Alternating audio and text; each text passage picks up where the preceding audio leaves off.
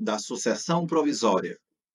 Decorrido um ano da arrecadação dos bens do ausente, ou se ele deixou representante ou procurador, em se passando 3 anos, poderão os interessados requerer que se declare a ausência e se abra provisoriamente a sucessão. Artigo 27. Para os efeitos previstos do artigo anterior, somente se consideram interessados. Inciso 1. O cônjuge não separado judicialmente. Inciso 2. Os herdeiros presumidos, legítimos ou testamentários. Inciso 3. Os que tiverem sobre os bens do ausente direito dependente da sua morte. Inciso 4.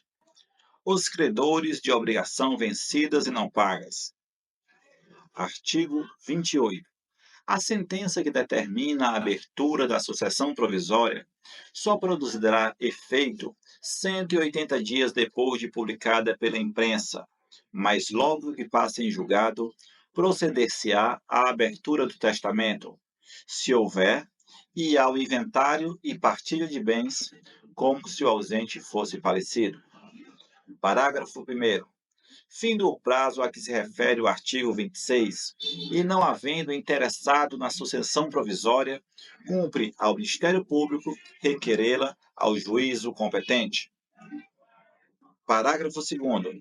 Não comparecendo o herdeiro ou interessado para requerer o inventário, até 30 dias depois de passar em julgado a sentença que manda abrir a sucessão provisória, proceder-se-á à arrecadação dos bens do ausente, pela forma estabelecida do artigo 1819 a 1823.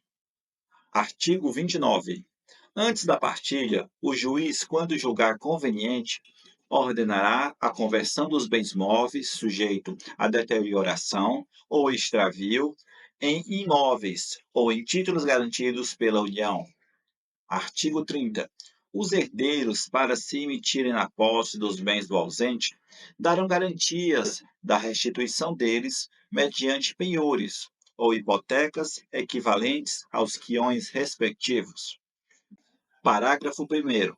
Aquele que tiver direito à posse provisória, mas não puder prestar a garantia exigida nesse artigo, será excluído, mantendo-se os bens que lhe devia caber sob a administração do curador ou de outro herdeiro designado pelo juiz, e que preste essa garantia.